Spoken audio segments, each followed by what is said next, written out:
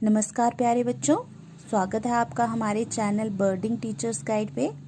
तो बच्चों, आज हम 8वीं कक्षा की पाठ्य पुस्तक किशोर भारती में संकलित पाठ 6 भगवान के डाकिये पढ़ेंगे। भगवान के डाकिये कविता है जिसके कवि रामधारी सिंह दिनकर जी हैं। तो बच्चों, शुरू करते हैं हम अपनी कविता। पक्षी और बादल ये भगवान के डाकिये हैं, जो एक महादेश से दूसरे महादेश को जाते हैं। हम तो समझ नहीं पाते हैं, मगर उनकी लाई चिट्ठियाँ पेड़ पौधे पानी और पहाड़ बाँचते हैं। तो बच्चों, देखते हैं इसके शब्दार्थ देख लेते हैं पहले। तो महादेश हो गया बड़ा देश। उसके बाद बाँचते हैं का अर्थ हो गया यहाँ पे पढ़ते हैं। तो बच्चों, आइए देखते हैं इसकी प्रसंग हम किस तरह से इसका प्रसंग करेंगे। देखते हैं। आपने इसका प्रसंग कुछ इस प्रकार से लिखना है। प्रस्तुत पंक्तियाँ हमारी हिंदी की पाठ्य पुस्तक किशोर भारती में संकलित कविता भगवान के डाकिये में से ली गई हैं। इसके रचयिता रामधारी सिंह दिनकर जी हैं। तो बच्चों, प्रसंग के बाद आपने इसमें संदर्भ लिखना है। संदर्भ में आपने ये लिखना है कि इसमें कवि जो है वो क्या बताना चाह रहे हैं। तो वो जो होगा वो आपका संदर्भ होगा। तो संदर्भ आप इस प्रकार से लिखेंगे कि इसमें कवि ने पक्षी और बादल को डाकिये के रूप में प्रस्तुत किया है। जो कवि है इसमें उसने डाकिये जो किसको बताया हुआ है, पक्षी और बादल को। इसमें भगवान के जो डाकिये हैं इस कविता में, तो वो भगवान के जो डाकिये हैं वो हैं पक्षी और बादल। फिर से मैं एक बार दोहरा देती हूँ कि जो भगवान के डाकिये हैं, कवि ने इसमें डाकिये जो है वो पक्षी और बादल को कहा है। तो आइए बच्चों, इसकी व्याख्या देखते हैं। इसकी व्याख्या कुछ इस तरह से है कि जो कवि है वो इसमें क्या कहना चाह रहे हैं। तो देखते हैं। जो कवि हैं वे कहते हैं कि प्रकृति के दो तत्व पक्षी और बादल ईश्वर के डाकिये हैं। ये संदेशों को यहाँ से वहाँ तक ले जाने का कार्य करते हैं। ये अपने संदेशों को एक देश से दूसरे देश में लेकर जाते हैं और आते हैं।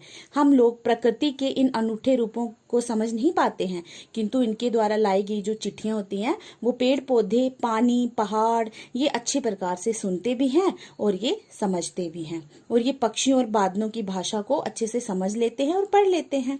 तो इसमें जो है जो कवि हैं वो क्या कह रहे हैं कि कवि जो कह रहे हैं कि पक्षी और बादल जो हैं वो भगवान के डाकिये हैं। ठीक है, जो कवि कह रहा है कि पक्षी और बादल जो हैं वो भगवान के डाकिये हैं, जो एक देश से दूसरे देश को संदेश भेजते हैं।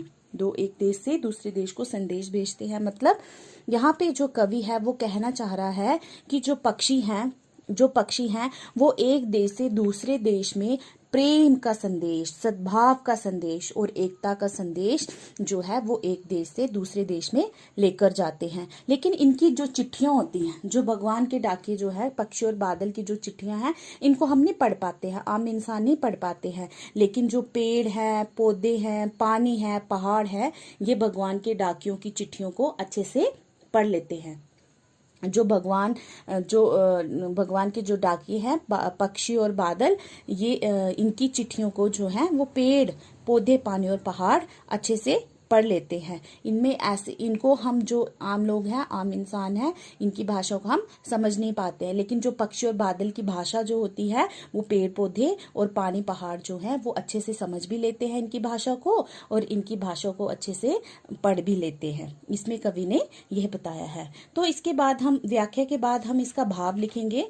इसमें भाव में आ जाएगा कि यहाँ पर कवि ने जो है वो पक्षी और बादलों द्वारा संदेशों को एक स्थान से दूसरे स्थान पर भेजने की बात कही है। तो बच्चों, ये थी पहली व्याख्या। अब आ जाते हैं इसकी दूसरी व्याख्या पे। तो पढ़ लेते हैं।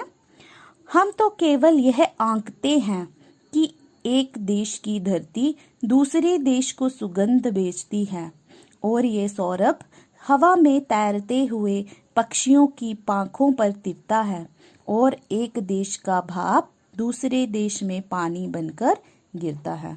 तो बच्चों, इसके भी हम कुछ शब्दार्थ देख लेते हैं। सबसे पहले आ जाइए इसके शब्दार्थ में आंकते हैं। आंकते, आंकना का अर्थ यहाँ पे हो गया अनुमान लगाना। ठीक है, अनुमान करना या अनुमान लगाना। उसके बाद आ जाओ सुगंध। सुगंध तो आपको पता ही है, सुगंध होती है खुशबू। उसके बाद आ जाओ सौरभ। सौरभ होती है सुगंध, ठीक है। और उसके बाद आ जाओ पांखों। पांखों का अर्थ यहाँ पे हो गया पंख, जो पंख है वह, उसका पांखों का अर्थ यहाँ पे हो गया पंख। और तीर्ता, तीर्ता का यहाँ पे अर्थ हो गया उड़ता है। तीर्ता है मतलब उड़ता है। तो आइए बच्चों, अब आपने जैसे इसका पहले प्रसंग लिखा था वैसे ही इसका प्रसंग भी आपने लिखना है, सेम वैसे उसी की तरह इसका लिखना है। अब हम इसमें बताएंगे संदर्भ इसका, कि इसमें ये जो पंक्तियां हैं इसमें जो है वो कवि क्या कहना चाह रहा है, तो वो हम संदर्भ में लिखेंगे। तो यहाँ पे इन पंक्तियों में जो है कवि यहाँ पे कह रहा है कि यहाँ बादलों को हवा में पक्षियों के पंखों पर तैरते हुए दिखाया जाए। कि जो ये पंक्तियां हैं, इन पंक्तियों में कवि ने बादलों को हवा में पक्षियों के पंखों पर तैरते हुए दिखाया है इन पंक्तियों में। तो आइए बच्चों इसकी व्याख्या देखते हैं।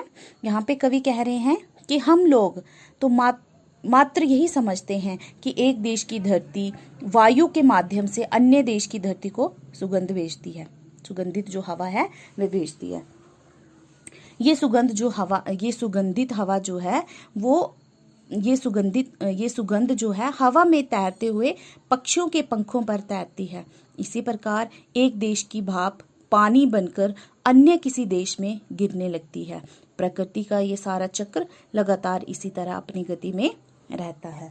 तो बच्चों इसमें जो है कवि जो है वो ये कहना चाहते हैं कि हम तो सिर्फ यही सोचते हैं कि हम तो केवल यही सोचते हैं कि इस देश की धरती जो है वो वायु के माध्यम से, हवा के माध्यम से एक देश से दूसरे देश में सुगंध भेजती है।